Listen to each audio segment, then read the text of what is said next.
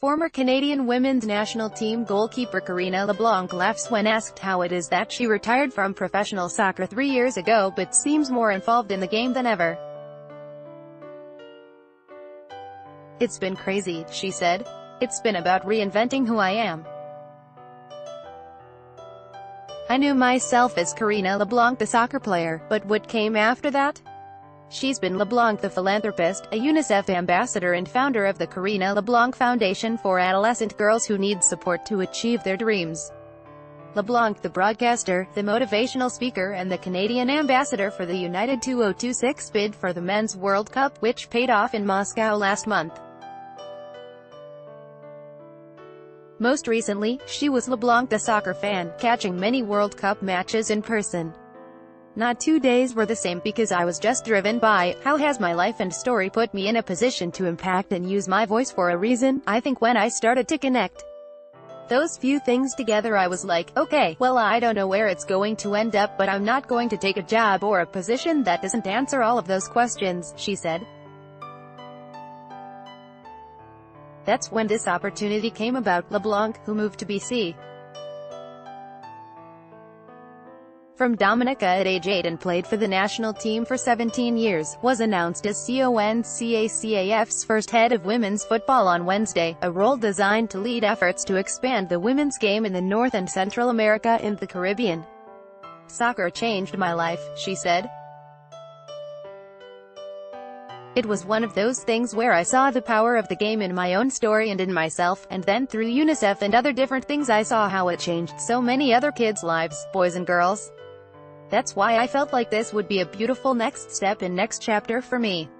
The star caught up with LeBlanc over the phone from Vancouver, where she was packing up for a move to her new home base of Miami, to discuss her new position.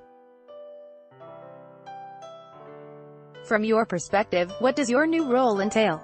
During her playing days with the women's national team, Karina LeBlanc was one of the top keepers in the world. Today, she's in charge of CONCACAF's efforts to develop women's soccer. Matthew Lewis, Getty Images. File photo. "I think we have a great opportunity here to develop, enhance the game of women's soccer in our region and take it to a new level. I think one of the most important things is, I'd only know what I know. I know that there's so many different member associations and I need to go in and understand where the game is at in their countries. We want to see more girls and more women in the sport, from refereeing to development to administration. There's so many areas where we can create opportunities for women in the game and I think that's what's important. There's so many different issues across the 41 countries that make up CONCACAF. In North America, it's a different problem in the women's game than it is in some of the smaller Caribbean islands. Some of the Central American islands have a different cultural dynamic than it does up here, so it's not just one issue across the board." In a release when your position was announced, you said that this is a pivotal time in women's soccer. Why? "I think it's a pivotal time for women. Women's soccer, the numbers are starting to increase. You see across the board. Mexico, for example, they now have a league and you saw over 55,000 people show up to a women's club championship. If you look at the highlights, it's unbelievable, the passion.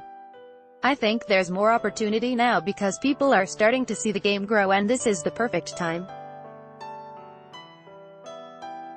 In some parts of the world, women's soccer's been around a long time, but in some parts of the world this is just where times are changing.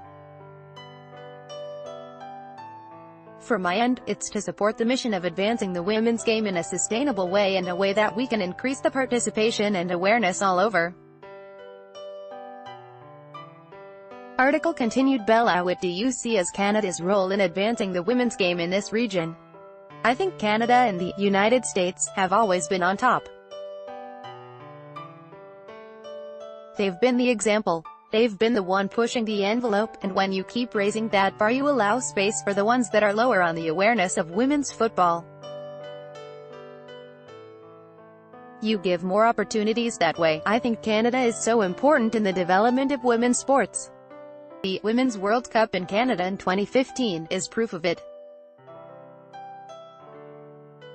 When you have these big events, the world starts to watch, and it's about building off of that momentum, continuing to grow the game, continuing to grow grassroots, continuing to put women and keep women in the game. I think that's why we need to have opportunities for the girls to play at all levels. Have a pro league for the women. I think that's very important. One of the next big events on the FIFA calendar is the Women's World Cup next summer in France. Why should people watch? If they watched the World Cup this year with France, this is why I wanted France to win, because I knew that momentum would go into the Women's World Cup next year. I think for me the World Cup has always been about bringing the world together, and when it comes to the Women's World Cup it's going to be about bringing the world together, but it's going to inspire more people than you know, and I'm not just talking about young girls and young boys.